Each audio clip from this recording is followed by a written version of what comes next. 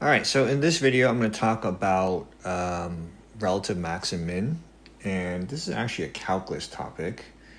So over here, if I ask you, just look on this graph, right? Where is a max?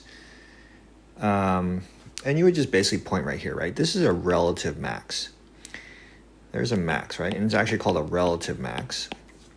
And if I ask you, just point on the graph where you think a relative min is, the relative min would be right here. Okay. So if those are my relative maxes and mins, how would I describe it? Using actual mathematical language. Okay, so let me call this guy right here A. That means this right here would be f of A. And if I call this guy right here B, this guy right here would be called f of B. Okay, so f of A is actually my relative max. It's the y value. And f of B is my relative min. It's the y value. And the reason why we call it relative max and min is because if you take a look at this graph, right, it's going to keep on going forever, right? These arrow marks right here indicate they're going to go on forever, which means at some point, right, the y value is going to go past this relative max. And if you look at this y value on the left, this arrow is going to go down, and at some point, it's going to exceed even further than this f of b right here, right? So that's why we call it relative max and min.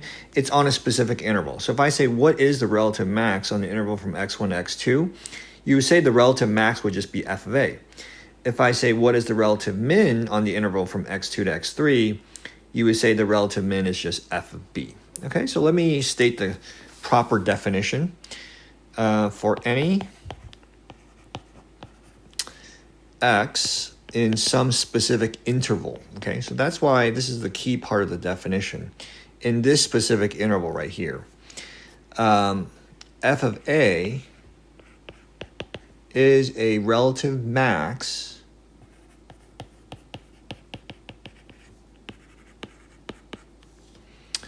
if f of a, right, is greater than or equal to f of x. Okay. That means f of a is greater than any other y value on this specific interval, right? In just this specific interval, f of a is the biggest y value. And likewise, for any x in the interval of x2, x3, f of b is called a relative min.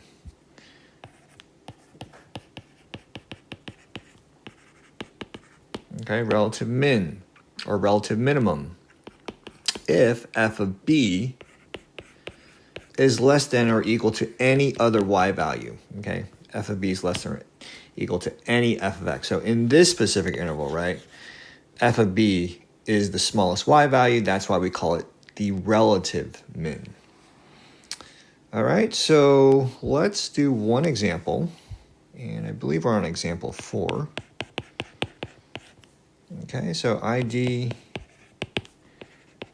any relative max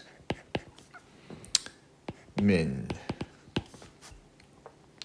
And the function that is provided is x squared square root of 4 minus x. Square root of 4 minus x.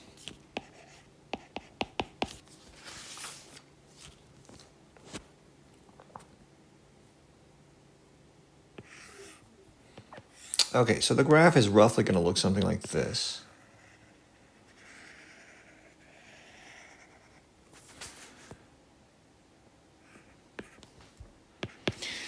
All right, so the only coordinate you would need to know in this case, right, is this coordinate. This looks like a relative min, and that coordinate will just say 0, 0. And if you graph this on Desmos, you can scroll over and find this point, which is about 3.2, 9.16.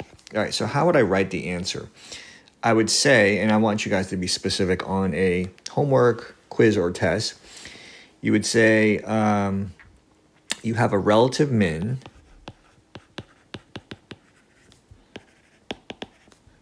of 0, okay, against the y value, that's the relative min, right? Remember, the relative max or min is always the y value, f of a or f of b, okay? So the y value, right, is 0, the relative min of 0, located at, you could say, instead of saying located, or you could say located at 0, right, the x value of 0.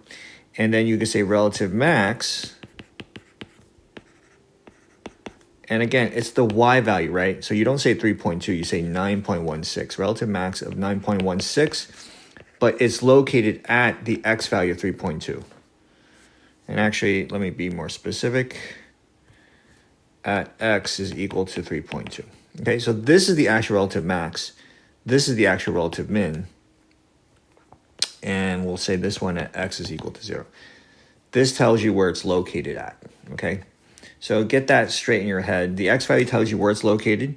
The y value is the actual max, relative max or min. And that's all there's to it.